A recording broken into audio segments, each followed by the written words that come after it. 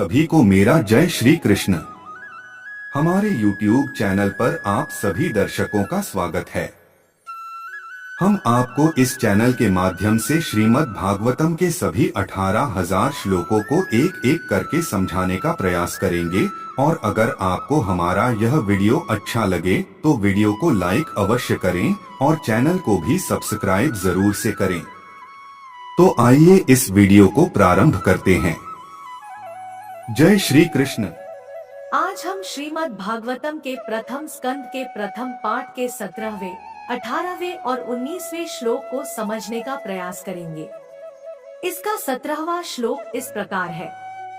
तस्य कर्माणि उदाराणि परिगीतानि सूरिभिः ब्रूहि नः श्रद्धानाना लील्या दधता कलाय।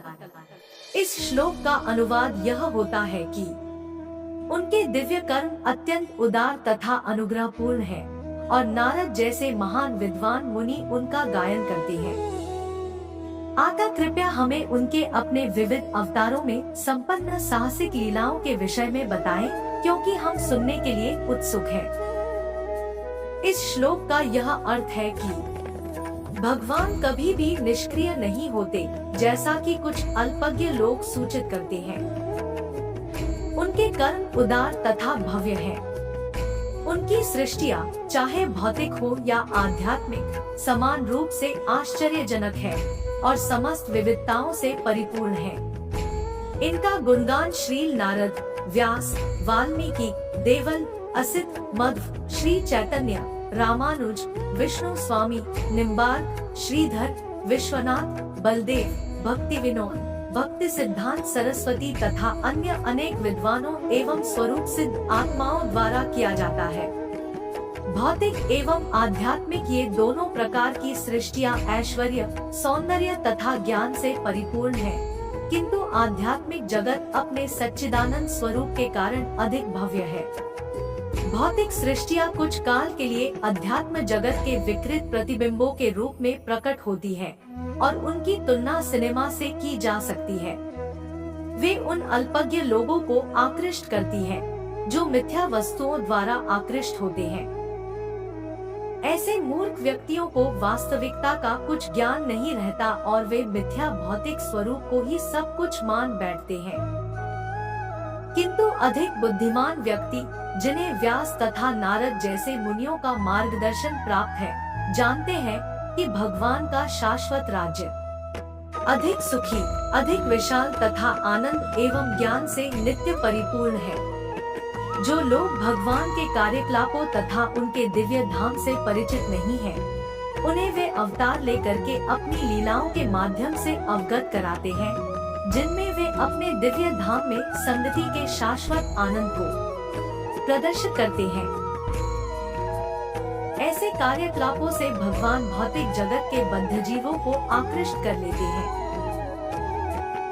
इन बद्ध जीवों में से कुछ भौतिक इंद्रियों के मिथ्या भोग में लिप्त रहते हैं और कुछ आध्यात्मिक जगत वैकुंठ के अपने वास्तविक जीवन को नकारते रहते हैं।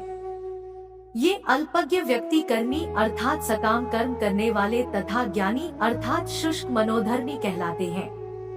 किंतु इन दो प्रकार के व्यक्तियों के भी ऊपर अध्यात्मवादी होता है, जो सात्वत या भक्त कहलाता है और जो न तो उग्र भौतिक कार्यकलापों में और न ही वो भौतिक चिंतन में लीन रहता है।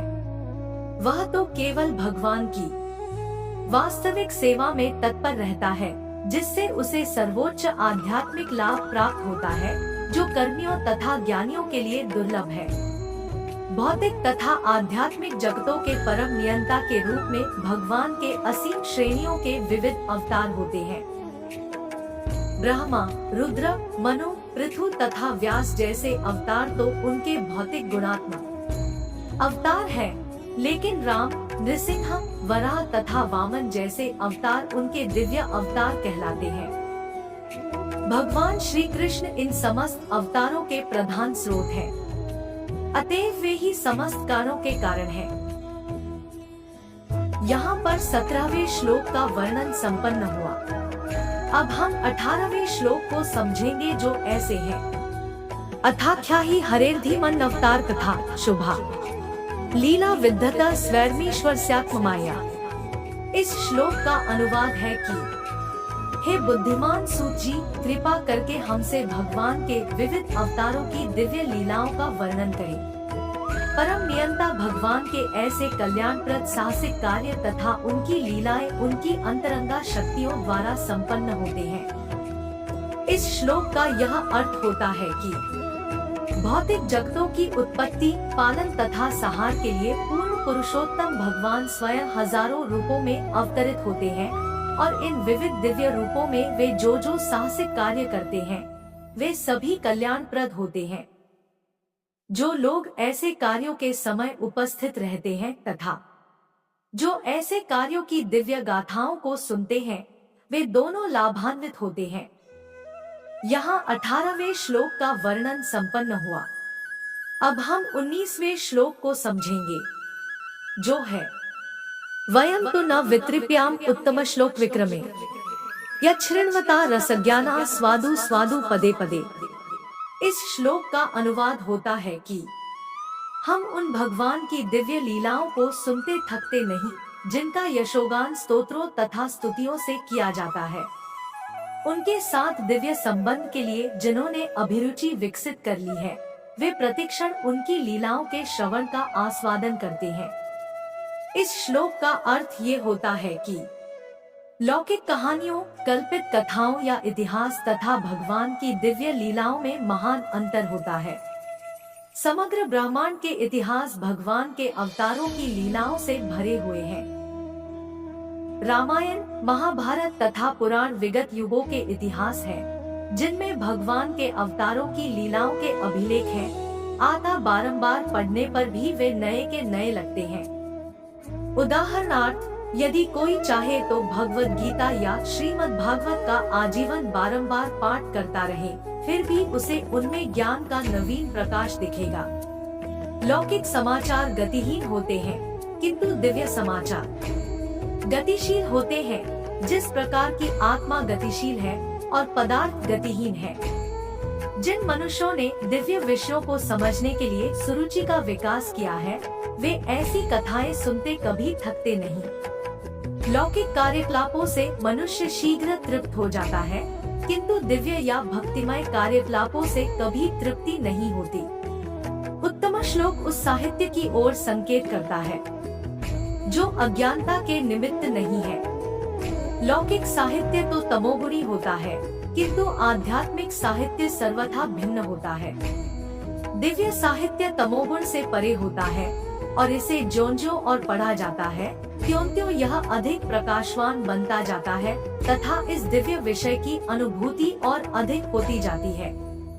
तथाकथित मुक्त व्यक्ति अहम ब्रह्मास्मि शब्दों को बारंबार उच्चारित करते संतुष्ट नहीं होते।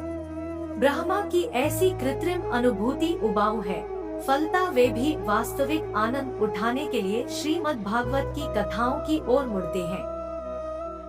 जो लोग इतने भाग्यशाली नहीं हैं, वे परार्थवाद और दुनियाई परोपकार की ओर मुड़ते हैं।